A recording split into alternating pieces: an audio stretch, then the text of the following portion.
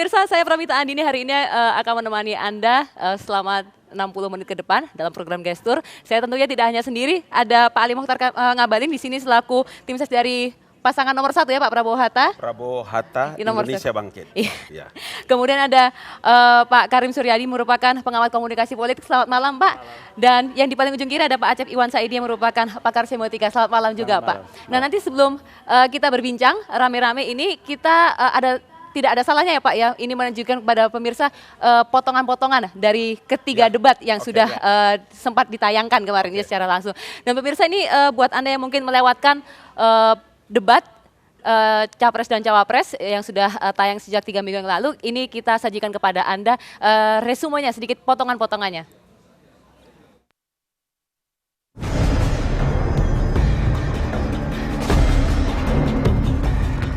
Pesta akbar di negeri ini segera dihelat 9 Juli nanti. Kedua pasangan capres pun berlomba memaparkan persuasi untuk merebut simpati. 3 putaran sudah debat capres digelar. Beragam gerak raga, warna suara, hingga ekspresi wajah tertangkap kamera. Pada debat capres perdana 9 Juni 2014 bertajuk Pembangunan Demokrasi, Pemerintahan Bersih dan Kepastian Hukum, kedua capres masih terlihat gugup. Ada sesekali mengintip catatan hingga keaturan dan tata cara tepuk tangan. Di putaran kedua 15 Juni 2014 bertema pembangunan ekonomi dan kesejahteraan sosial, masing-masing capres memiliki jargon baru. Prabowo mengulang-ulang kata bocor, sementara Jokowi menunjukkan kartu sebagai solusi. Putaran ketiga, 22 Juni 2014, membahas politik internasional dan ketahanan nasional. Kedua capres mulai masuk zona aman. Adu pengetahuan dikedepankan dari tank Leopard hingga Laut Cina Selatan. Dari satelit hingga drone dipaparkan. Rangkaian debat masih tersisa 2 putaran. Kemampuan para capres terus diuji. Rakyat pun berhak menilai siapa yang layak jadi pemimpin Indonesia.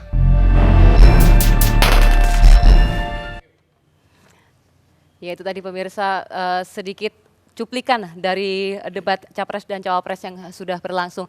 Saya ke Pak Acep terlebih dahulu. Bapak melihat 3 debat yang sudah berlangsung ya Pak ya. Anda melihat kepercayaan diri dari masing-masing calon ini terus meningkat dari pertama, kedua hingga ketiga atau naik turun atau bagaimana Pak dari kedua pasangan calon ini? Ya, sebenarnya saya sepakat dengan apa yang tadi dinyanyikan oleh teman kita ya, debat-debatan ya. Bagi saya debat Capres itu menjadi debat-debatan. Karena apa?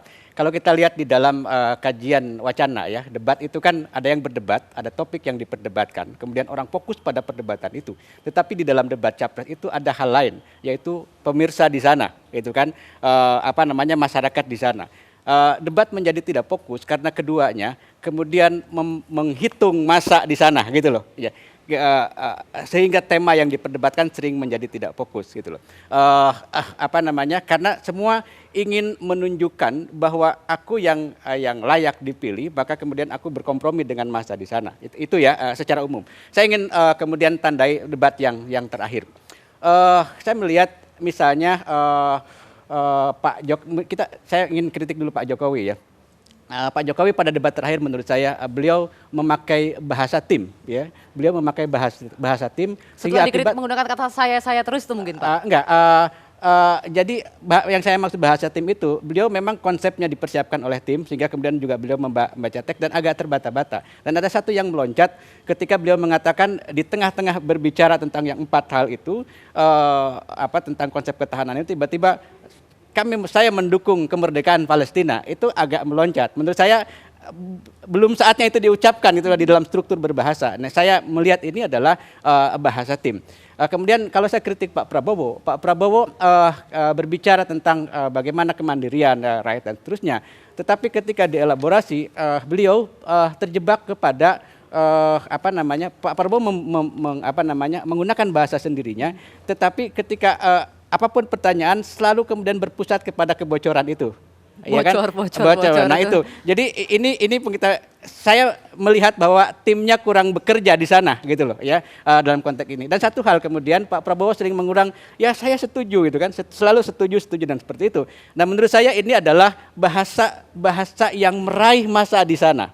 Ya, bukan bahasa yang fokus kepada. Saya melihat bahwa potensi Pak Prabowo untuk untuk mengkanter apa yang dikatakan Pak Jokowi sangat terbuka gitu. Tapi kemudian Pak Prabowo selalu mengatakan, saya setuju, ini baik, ini Mungkin baik. kita tanyakan ke Pak Ali dulu, kenapa Pak Iya. Prabowo kemudian sampai 3 kali debat tuh menyatakan sepakat dengan gagasan disampaikan oleh pasangan nomor 2, Pak? Itu bedanya Jenderal Prabowo Subianto dengan jenderal-jenderal yang lain.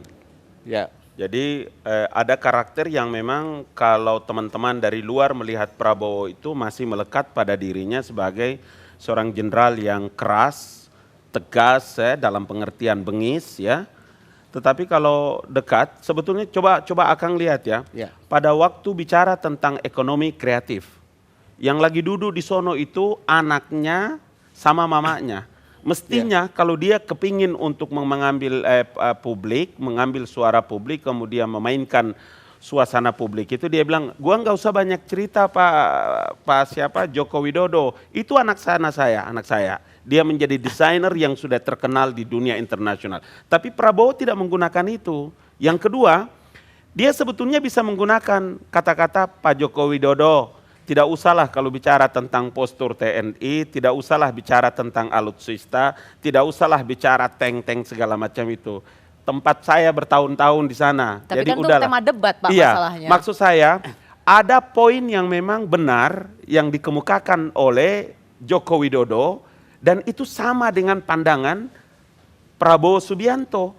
Tidak ada pilihan lain kecuali memang apa yang disampaikan itu adalah sesuatu yang baik dan benar. Harus disetujui. Ya, ke Prof. Karim terlebih dahulu. Kalau ada banyak yang mengatakan bahwa kalau memang sepakat ya sudah tidak usah berdebat saja begitu. Komunikasinya bagaimana kemudian kepada masa ini, Pak? Ya sebenarnya hal yang saya tunggu dari awal itu contrasting ya. Contrasting antar keduanya. Contrasting dalam pengertian bagaimana keduanya memosisikan dalam memandang sebuah isu yang strategis. Sayangnya yang tampak itu contrasting dalam hal kendaraan yang mereka bawa. Sering saya katakan, Prabowo datang dengan Apollo, dengan kendaraan besar yang menyorot dari udara melihat ke bawah. Sementara Jokowi datang merayap menggunakan tenaga akar rumput, itu satu. Yang kedua, kalau misalnya Jokowi cenderung mengatakan sesuatu yang sudah dia lakukan meskipun itu lama, sehingga kesannya lagunya itu terjebak di ruang nostalgia gitu. Terjebak di ruang nostalgia. Sudah selesai lakukan di Jogja, di Jakarta. Yang ingin kita lihat sebenarnya dari pengalaman itu adalah bagaimana ia akan dibawa dalam memecahkan masalah Indonesia. Tetap yang kita tunggu adalah bagaimana pandangan dia sebagai seorang presiden berdasarkan pengalamannya di masa lalu. Nah, sementara sebaliknya yang kurang dari Prabowo adalah dia jarang sekali bicara testimoni. Kecuali pada debat yang kedua dia menyebut pengalaman di Sulawesi Utara, atau pada debat yang ketiga dia bicara pengalamannya ketika menolong seorang TKW di luar negeri. Padahal dalam perdebatan itu publik akan lebih terpersuasi dengan apa yang ia perlihatkan, alih-alih hanya mengatakan sesuatu. Itu yang kedua. Yang ketiga, catatan saya, ada kesan bahwa kata, isyarat, gerakan tubuh jauh lebih menonjol ketimbang gagasan yang mereka jual. Baik, nah jadi kalau bicara masalah lebih kuat. gesturnya itu Pak, nanti akan kita bahas gestur lebih dalam terlebih dahulu. Substansi gitu. Iya, nanti kita akan dibahas di segmen kedua ya Pak, tapi sebelumnya kita akan jeda terlebih dahulu, pemirsa, tetaplah bersama kami. Oke.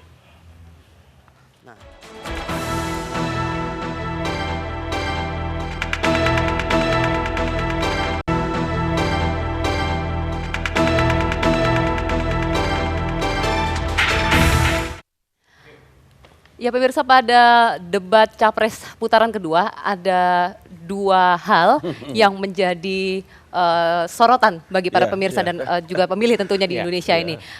Dari Pak Prabowo adalah kata bocor-bocor yang kemudian menjadi guyonan di media sosial, dan kemudian dari Pak Jokowi adalah kartu ini, kartu itu. Begitu. Tapi kita saksikan terlebih dahulu nih bagaimana Pak Prabowo mengatakan kata bocor itu ya Pak. Dan Hatta Rajasa, manakala kami menerima mandat dari rakyat Indonesia, ini sasaran kami. Kami ingin menutup kebocoran 1.000 triliun itu. Kami ingin menghemat, kami ingin memangkas, dan kami ingin mengalihkan yang 1.000 triliun bocor, kita alirkan untuk membangun ekonomi kerakyatan. Bocornya diucapkan 1 kali ya. Pak Acep mungkin bisa melihat ini mengapa kemudian Pak Prabowo menggunakan kata bocor ini berulang-ulang Pak? Apakah ini menandakan sesuatu Pak? Ya. Kenapa mungkin beliau tidak menggunakan diksi yang lain? Oke, jadi gini ya, tampaknya beliau membuat satu patok yang kalau di dalam berbagai wacana beliau akan kembali ke situ gitu loh, ya ke bocor. Makanya seolah-olah setiap pertanyaan, setiap permasalahan akan kembali terus ke bocor itu. Jadi patokan beliau itu. Dan ini tampaknya yang paling menggelisahkan beliau memang, ya, yang paling menggelisahkan beliau tentang situasi bangsa hari ini, tentang kebocoran, ya. Makanya beliau selalu teringat, mungkin di dalam ketaksadarannya, mungkin mimpinya juga tentang mimpi yang bocor gitu loh, ya. Jadi itu saya melihat itu, ya. Jadi beliau ada kegelisahan tentang itu. Yang beliau lupakan bahwa bocor itu hanya satu bagian. Ya, kalau rumah bocor, ya kan, hanya satu bagian saja gitu loh. Yang inilah yang menurut saya tidak berkembang, improvisasinya tidak berkembang. Mestinya ada diksi lain, ada idiom-idiom lagi, ada penjelasan lain yang mungkin juga menjelaskan tentang bocor tetapi dengan hal yang lain gitu loh. Ya, akhirnya kan bocornya ditutup dengan kartu tuh kan. Ya. Pak Karim mungkin melihat ini dikatakan bocor-bocor terus ya Pak ya, kemudian menjadi guyonan di manapun, bahkan di media sosial ya Pak ya. Apakah ini kemudian bisa nggak membuat para swing voter yang belum menentukan pilihan tentunya ya Pak ya, ini akhirnya teringat pada bocor-bocor itu dan akhirnya menentukan pilihan pada A atau B gitu Pak? Ya, pertama pengulangan itu kan bermana intensitas ya, penekanan betapa itu penting, betapa itu menarik, betapa itu krusial menurut mereka. Yang kedua sebenarnya dilihat dari penelitian komunikasi, debat, kampanye itu akan bermana apabila ada sesuatu yang diingat dan itu menjadi amunisi bagi obrolan selanjutnya dalam konteks informal. Jadi meskipun nampak lucu, pengulangan kata bocor atau pengulangan kartu ya, Jakarta Indonesia, Jakarta Sehat, Kartu Indonesia Jakarta Sehat, ya, ya. cerdas, itu sebenarnya ada manfaatnya bagi publik. Karena itulah yang akan memicu perdebatan, memicu obrolan di ruang sosial di mana bias bisa dikenali oleh mereka. Nah, sehingga sebenarnya itu salah satu manfaat. Hanya persoalannya sekarang, apakah yang diingat itu hal negatif atau hal positif?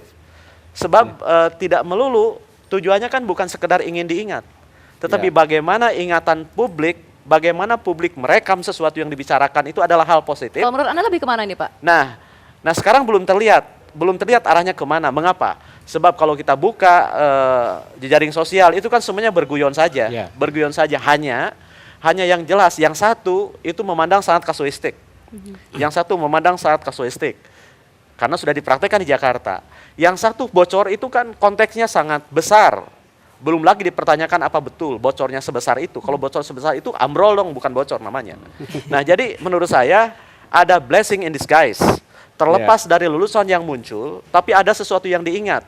Tugasnya tim sukses adalah mengendalikan arus opini berdasarkan apa yang diingat itu ke arah-arah yang mengukuhkan bahwa dialah seorang yang kredibel yang harus dipilih. Yang harus dipilih. Baik, kita tanya Pak Ali kalau begitu. Beliau yang Pak, harus menjelaskan. Kenapa Pak dipilih kata bocor-bocor dan itu harus opini, jadi kita harus diulang-ulang. jelaskan. Jadi begini, dalam rapat kami memang bocor itu menjadi pilihan kata yang sangat tepat. Tepat dimengerti bagi menengah ke bawah dan tepat bagi menengah ke atas. Karena itu maka setiap penyebutan bocor itu terkait dengan harta kekayaan negara. Bukan pengaruh iklan. Sudah. Bocor, bukan. Ketika bicara bocor selalu bicara tentang bocornya anggaran pendapatan belanja negara. Bicara tentang bocor selalu gas dan harta kekayaan darat, laut dan udara. Baik. Oleh karena itu memang pilihan kata bocor itu menjadi pilihan jadi yang benar kata Profesor Karim bahwa intensitas penggunaan kalimat itu menjadi fokus di mana tugas mereka harus menutup seluruh jaringan-jaringan harta kekayaan negara. Jadi memang disengaja oleh tim suksesnya ya Pak ya? Ya saya kira memang kepribadian Pak Prabowo Subianto orientasinya seperti itu. Baik, tadi kalau Pak Prabowo mengatakan bocor-bocor, ini Pak Jokowi kemarin diingat pada debat kedua itu adalah kartu ini, kartu itu. Kita lihat bagaimana Pak Jokowi sempat mengeluarkan kartu Indonesia Sehat dan kartu yang lain-lain tersebut. Bidang kesehatan dengan kartu Indonesia Sehat seperti inilah yang harus kita kerjakan. Kemudian juga dengan kecerdasan, yaitu dengan kartu Indonesia Pintar seperti ini. Tadi sudah saya sampaikan, tetapi perlu saya ulang lagi, bahwa ini adalah membangun sistem dan mengontrol sistem itu. Dengan cara apa? Ya dengan sistem kartu ini. anggarannya ada, tetapi kalau sistemnya tidak dibangun, sistemnya tidak ada manajemen pengawasan yang baik, sistemnya tidak dikontrol di lapangan, percuma anggaran itu akan menguap kemana-mana. Kita dengan anggaran yang ada sekarang, Itu tadi kartu yang sudah dikeluarkan oleh Pak Jokowi di saat debat yang kedua ya. Mungkin Pak Acep akan mengomentari bagaimana cara Pak Jokowi mengeluarkan kartu tersebut yang begitu banyaknya. Tapi kita harus jeda lagi-lagi ya Pak ya. Tetaplah bersama kami pemirsa di Gestur.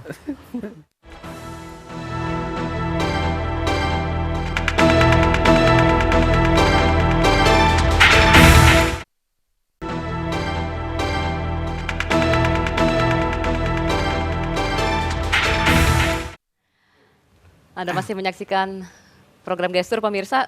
Saya kembali ke Pak Acep. Tadi kita di segmen sebelumnya sudah sempat memperlihatkan bagaimana Pak Jokowi mengeluarkan kartu Indonesia Sehat pada saat debat kedua ya. Kalau menurut Anda Pak Acep, apakah dengan kartu tersebut cukupkah meyakinkan para pemilih yang belum menentukan pilihannya pada tanggal 9 Juli? Yang meyakinkan itu dari celah itu.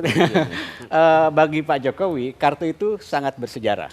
Ya, jadi sejarah beliau di Solo, sejarah beliau di Jakarta itu kartu, ya kartu sehat, kartu pintar. Jadi memang beliau melihat kartu sebagai sebuah ajimat. Jadi pikiran beliau selalu ke situ, ke kartu itu, bahkan sebelum kata-kata diucapkan kartu itu. Makanya tadi kita bisa lihat ya, bagaimana beliau mengeluarkan kartu itu agak ribet gitu loh ya. Karena memang pikirannya sudah ke kartu, itu kan sebenarnya gerak tangan yang lain, kemudian juga mulut belum sampai ke sana. Jadi karena memang kartu ini dianggap sebagai sebuah ajimat ya. Saya kemudian ingin menambahkan tadi apa yang disampaikan oleh Prof. Karim tentang bagaimana sesuatu ditekankan terus-menerus. Di dalam retorika memang ada yang disebut dengan repetisi ya. Repetisi ini untuk menekankan terus-menerus, orang mengingatkan, menekankan makna pesan dan seterusnya. Tetapi yang harus diingat kalau kita bandingkan dengan Soekarno, bagaimana repetisi Soekarno gitu loh ya. Jadi dia mengulang-ulang sesuatu yang baru terus sebetulnya di dalam sebuah konteks pidato. Jadi kalau di dalam beberapa pidato yang terus-menerus itu diulang-ulang, menurut saya ini menjadi ya itulah jatuhnya pada guyonan ya, tampak pada bocor juga pada kartu itu sendiri ya. Saya ini yang tidak disadari oleh kedua calon pemimpin kita ini. Baik, gitu loh, ya. Kalau Pak Karim melihatnya bagaimana Pak? Apakah kemudian dari maaf saya harus menggunakan kata acting tersebut yang dilakukan oleh para kedua capres di debat-debat yang sudah ada, kemudian dengan kontennya apakah sudah sesuai dengan konteksnya dan membentuk suatu konsistensi dengan apa yang mereka sudah lakukan selama ini? Ya, saya katakan tadi sebenarnya gestur ya. Gestur itu kan sebenarnya kendaraan untuk mengantarkan gagasan iya. Hanya sayangnya gestur itu lebih menonjol ketimbang ide yang mereka jual. Jadi kendaraannya jauh lebih cepat ketimbang gagasan yang mau dibawa. Pada kedua capres ini? Iya, pada kedua capres ini. Contoh, tadi misalnya disebut kartu gitu ya. Mana saya bagi saya sebagai orang yang polos, yang tidak berdiri di kiri dan di kanan, tidak seperti Pak Ngabalin. Kartu saya baca dari dua konteks. Pertama secara historis. Iya, secara historis frame-nya Jokowi dibentuk oleh kartu itu. Kang Acep bilang ajimat. Memang dalam politik selalu ada jimat. Bahkan di Amerika sekalipun misalnya, salah satu tim sukses dari Partai Demokrat itu maaf ya, sampai tidak pernah mengganti celana dalam. Karena itu dianggap sebagai celana keberuntungan. Jadi ada saja. Yang kedua, sebenarnya secara teori bagus ya, bahwa kandidat yang mengatakan sesuatu dengan memperlihatkan sesuatu itu akan mempersuasi. Tetapi persoalannya tidak sampai pada hari ini. Persoalannya adalah bagaimana pengalaman modal politik itu akan dibawa ke dalam situasi di mana masalahnya sama. Nah sekarang kondisi Indonesia yang begitu luas dengan konteks di mana praktek itu dilakukan itu berbeda. Dan itu ruang hampa yang belum diisi. Oleh kedua pasangan calon? Enggak, oleh Jokowi misalnya. Yang belum diisi oleh Prabowo tadi saya katakan, bagaimana gagasan besar ini mau dibumikan gitu loh. Sebab kayak kemarin, misalnya salah satu ketahanan Indonesia yang paling tangguh adalah membentuk kemakmuran. Jadi dia anggap bahwa kemakmuran adalah imunisasi Indonesia untuk menangkal semua penyakit. Apakah seperti itu? Sebab jangan lupa Pak Ngabalin, ada penyakit yang menyerang orang-orang kaya. Ada penyakit yang menyerang orang-orang makmur. Yang terancam itu bukan orang miskin saja kan. Ada orang kaya, penyakit orang kaya. Contohnya consumerism. Orang miskin itu hanya butuh makan, tidur, nyenyak. Baik. Orang kaya, barang yang tidak butuh pun ia beli dan ia kejar. Baik. Nah kalau Pak Ngabalin sendiri melihat sebetulnya tim sesnya ini apa tidak diminta untuk membantu seperti kata Pak Karim tadi membumikan gagasan-gagasan tersebut sih Pak? supaya masyarakat lebih mudah untuk memahami dan sebetulnya mempercayai. kan begini ya, sebetulnya kan bagi seorang Prabowo Subianto kan semua yang ada di kepalanya itu kan tinggal memang kita mendesain seperti apa. 3 aspek sebetulnya kalau bicara tentang diskusi dengan gestur dan lain-lain. Saya dari tadi mengatakan bahwa memang desain debat yang pertama, kedua, ya ketiga masih bagus sedikit ya. Ini memberikan tidak memberikan peluang terhadap capres itu berimprovisasi pertama. Yang kedua tetap satu juga. Yang kedua mereka tidak bisa mengelaborasi apa yang ada di dalam pikirannya karena debat itu tidak ada poin di mana orang saling menyanggah. Kalau begitu menurut Anda yang salah adalah sistem dari debatnya sendiri yang membuat kedua calon ini tidak bisa mengelaborasi. Tapi memang begini, oke. Suasana yang ada baik dari hari pertama, hari kedua dan hari ketiga memang ruangnya juga tidak memberikan orang itu bisa berimprovisasi. Baik, Pak. Saya pikir tentu saja seorang pemimpin yang seharusnya bisa mengambil kesempatan karena begini ya.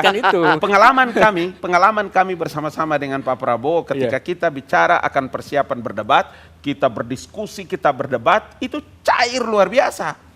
Cair dan tidak ada masalah. Dan masalahnya kalau itu tidak nampak itu masalah. Ya, kenapa itu Pak yang tadi kemudian saya itu bilang. tidak nampak ketika hari H debat tersebut, Pak? Ya, itu yang saya katakan bahwa ya mungkin mekanismenya yang dibangun yang membuat orang. Bayangkan saja pertanyaan yang harus dibawakan oleh moderator itu dibaca sampai titik koma. Baik Pak, tapi masalahnya kan kedua capres tersebut diberi kesempatan untuk bertanya, Pak. Iya, tapi bertanya, tapi melalui moderator. Silakan 1 menit untuk Anda menyanggah. Tapi kan mana ada orang menyanggah pakai moderator? Bisa digunakan, Pak. Tapi sebagai warga negara, saya mengharapkan seorang pemimpin yang bisa fleksibel dalam berbagai kondisi gitu. Ketika suasana ini menjadi kaku, maka mereka lah sendiri sebetulnya harus punya inisiatif untuk mencairkan itu. Beberapa sebetulnya ada problem di situ yang baik. Kita lanjutkan diskusi ini. Tapi setelah jeda berikut ini, pemirsa tetaplah bersama kami di Gestur.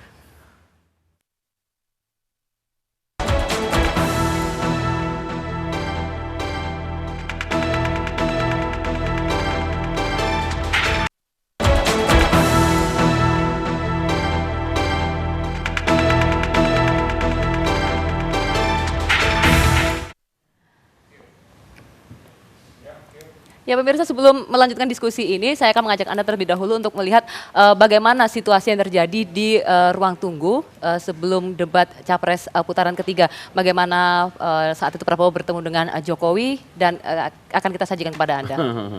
Hebat TV.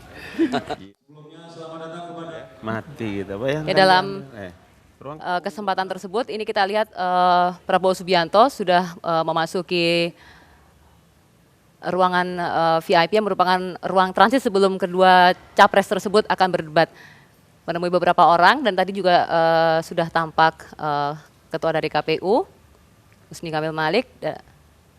Pak Prabowo datang didampingi oleh Pak Hatta Rajasa dan ini kemudian Pak Jokowi sudah datang bersama dengan Pak Yusuf Kalla.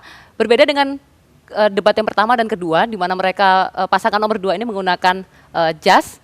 Pada kesempatan debat ketiga tersebut, mereka justru menggunakan batik. Nah, ini di ruangan VIP ini, pemirsa, ruang tunggu ini, mereka duduk berseberangan. Prabowo Subianto duduk di sisi kanan, kemudian bisa saya gambarkan Joko Widodo ada di sebelah kiri, di seberangnya. Ini terlihat Prabowo Subianto duduk di kursi dan menggoyang-goyangkan tangannya. Nah, ini ada Joko Widodo yang duduk di seberangnya. Tiba-tiba tapi keluar ruangan dan rupanya mencari Pak Yusuf Kalla. Entah kenapa tidak memilih untuk berbincang dengan Pak Prabowo Subianto.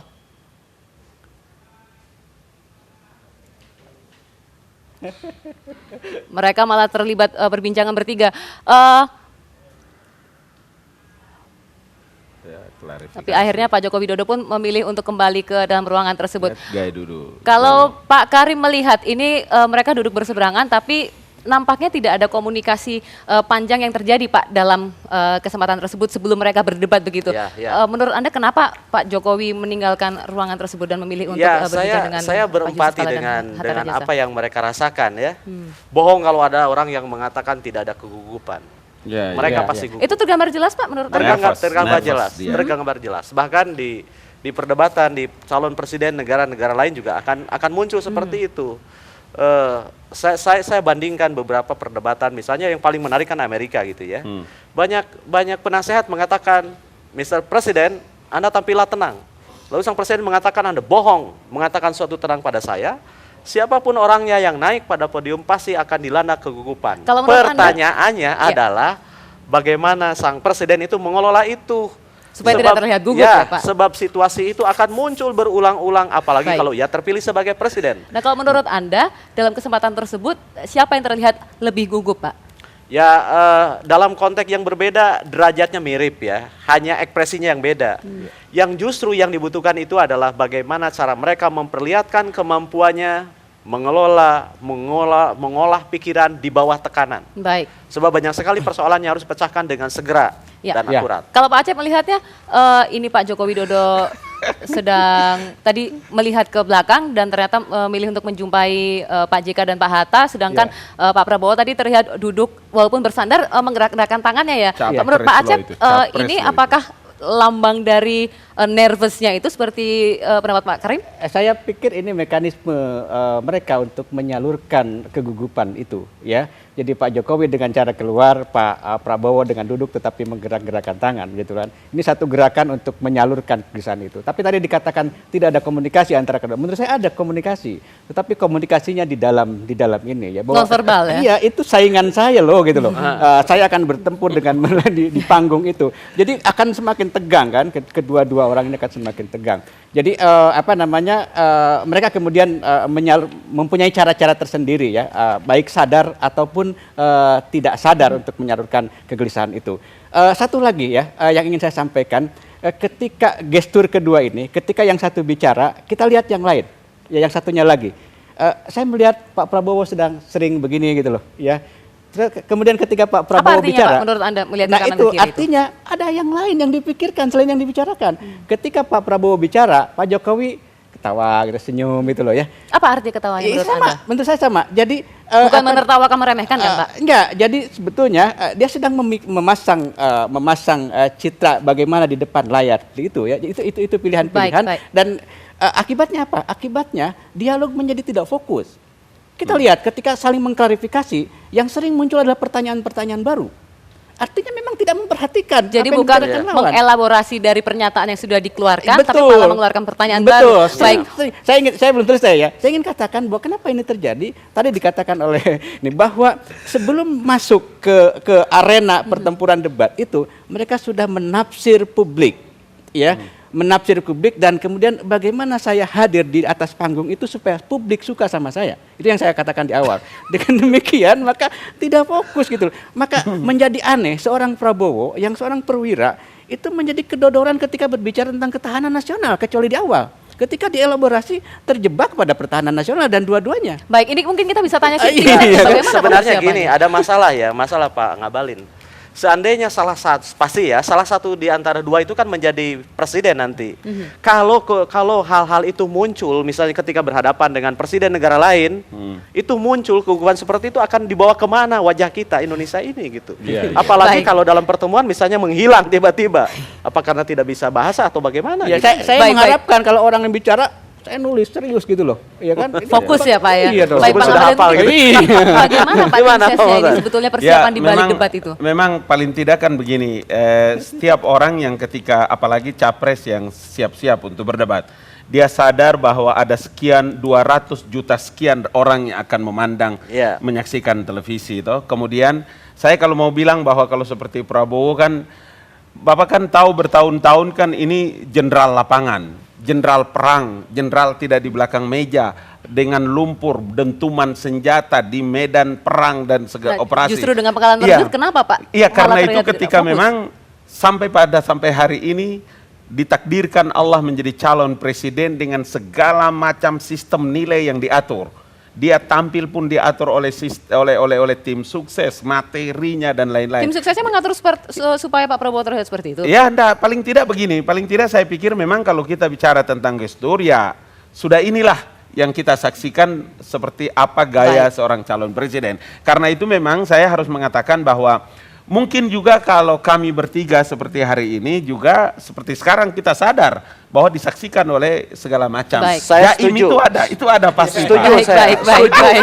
Setuju sekali penekanannya calon presiden.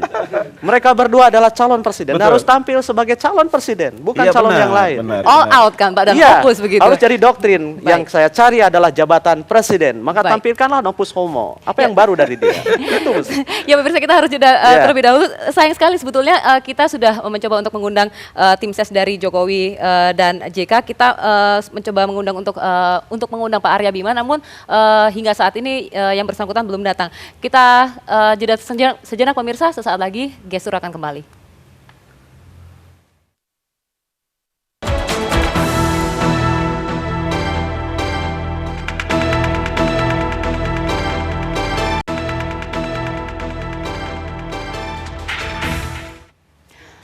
Ya pemirsa, ini segmen terakhir kita di Gestur hari ini, namun kita masih tetap menunggu kedatangan dari Pak Arya Bima yang merupakan anggota tim ses dari Jokowi dan JK. Ini pertanyaan kepada tamu-tamu saya yang ada di sini. Saya ke Pak Karim terlebih dahulu. Pak, kemudian menurut Anda apakah tampilan para capres dari debat pertama, kedua, kemudian ketiga, ini sudah bisa menunjukkan kualitas presiden yang diinginkan oleh rakyat Indonesia atau belum Pak? Sepenuhnya belum.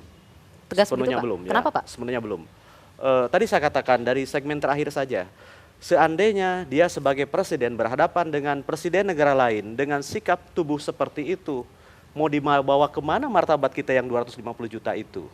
Kalau sampai celungukan begitu ya, satu, Obama yang pernah menundukkan kepala saja atau berjalan sedikit di belakang negara lain saja dimarahi besar-besaran. Kita bangsa yang sopan iya, tapi harus bisa menunjukkan karakter sebagai bangsa yang bisa dihormati dan punya harga diri. Sebab tugas pemimpin yang otentik itu hanya dua, merawat apa yang kita punya. Kehormatan, harga diri, menjaga barang-barang hal-hal yang strategis, dan mewujudkan kebaikan bersama. Saran Anda bagi kedua capres tersebut bagaimana Pak? Keseimbangan. Rakyat Keseimbangan itu dalam tidak apa? selalu ingin diberi, rakyat itu tidak selalu ingin dibebaskan segala pembiayaan, tapi tolong hadirkan kedamaian sehingga mereka bisa mengusahakan sendiri.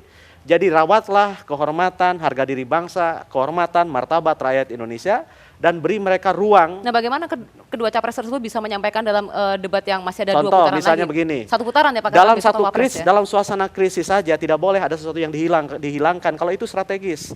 Dan tunjukkan langkah-langkah mewujudkan Indonesia yang baik seperti apa. Tidak bisa misalnya semua SPP dibebaskan misalnya Baik. begitu ya. Sebab harus ada keadilan untuk menciptakan kedamaian, ketahanan itu keadilan harus menjadi nomor satu. Tanpa keadilan semuanya hancur. Baik, kalau Pak Acep melihatnya bagaimana Pak? Sudah cukup menggambarkan keinginan rakyat Indonesia Pak, kedua capres tersebut Ya, yang jawabannya berdebat? saya sama dengan Prof. Karim. Belum juga, Belum Pak? juga. Dan saya prihatin ya. Ada satu hal yang membuat saya prihatin adalah fokus kepada tampil bagaimana kemudian publik menafsirkan dia sehingga dia kemudian menjadi yang dipilih. Itu dalam beberapa hal menghilangkan kepekaan kepada persoalan yang kita hadapi sekarang. Yang real gitu loh. Saya melihat ketika berbicara tentang ketahanan nasional tadi malam, kemarin malam, ada persoalan yang menurut saya di depan mata yang itu tidak tersentuh sama sekali. Menurut saya salah satu pondasi dari ketahanan nasional itu adalah ketahanan budaya. Ketahanan nasional itu akan berdiri di ketahanan budaya.